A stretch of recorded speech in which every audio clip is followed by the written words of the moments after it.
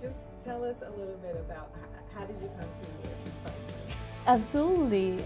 Yes, so I spent a little bit of time in San Antonio, Texas as an educator through Teach for America, teaching fifth graders.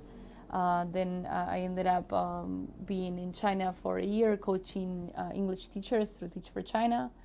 And then before that, I really wanted to begin organizing parents and community members. So I did that in San Jose, California, by organizing parents at Rocket Ship Education, a charter network in San Jose. And from there, like I really began craving, pushing myself to another level and really learning more about the organizing craft and education policies that were really keeping children in a system of inequities. So I ended up applying for my master's at the Harvard Graduate School of Education. So I just graduated actually in May with a master's in education policy and management, and really ended up learning a whole lot in terms of how policies in this country are set up to really disadvantage certain communities of color, especially Black and Latino children.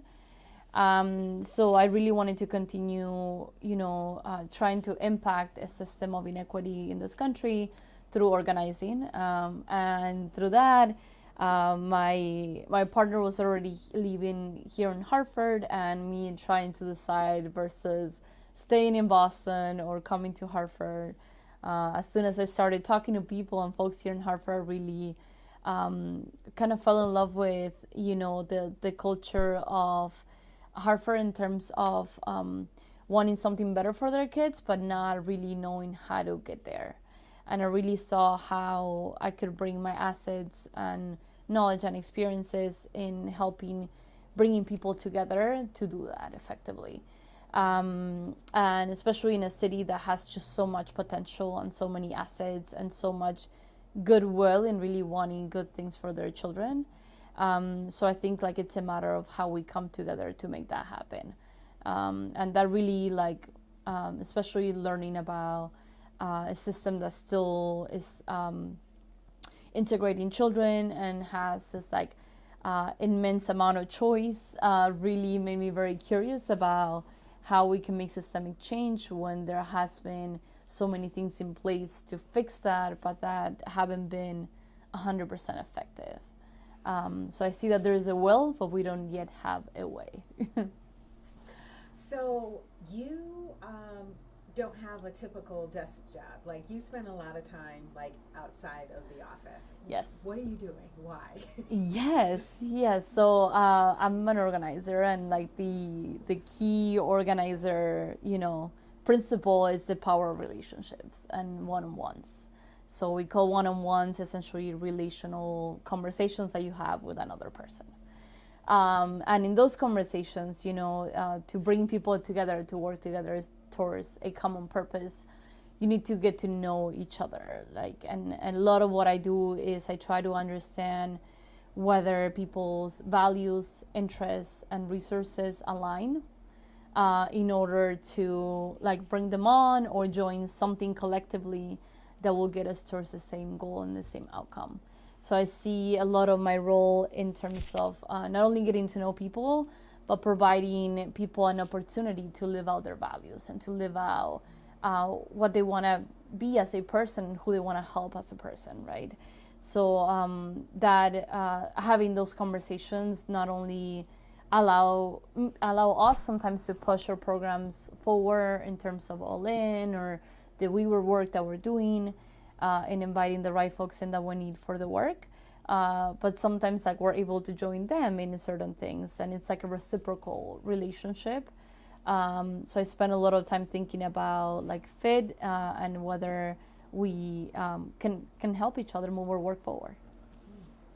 So as an organizer, you were brought into Achieve Hartford because the organization is shifting to grasstops organizing approach or model. Mm-hmm.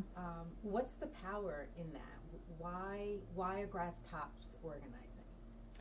Yeah, so in terms of the power in that, I feel like grasstops people sometimes have good intentions in terms of what they want to see for their own community, and a community in which they work, and a community that they want to see thrive, or maybe they even have their own kids in the same educational system. And sometimes they don't see really themselves as the drivers of change. And I want to help shift that, because I feel like grasstops folks, whether they're leading in private or public organization or entities, have access to power and have access to relationships, sometimes have access to monetary resources or other types of resources, or even skills that they bring to the table that sometimes the grassroots community might not necessarily have. So it's a matter of how do you work in order to better serve a community and really push even like the grassroots agenda in terms of having quality schools in the city through the assets that you find in the grasstops community.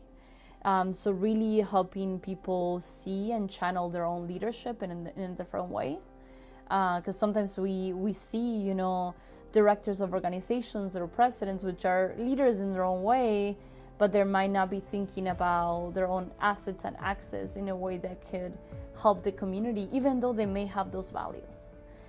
So it all becomes around values, right? If those folks have values that they want to be able to, that they value education, they value equity, they value fairness and access, how do you channel those values and give people an opportunity to be able to act on those values by joining us in the work that we do here at Hartford?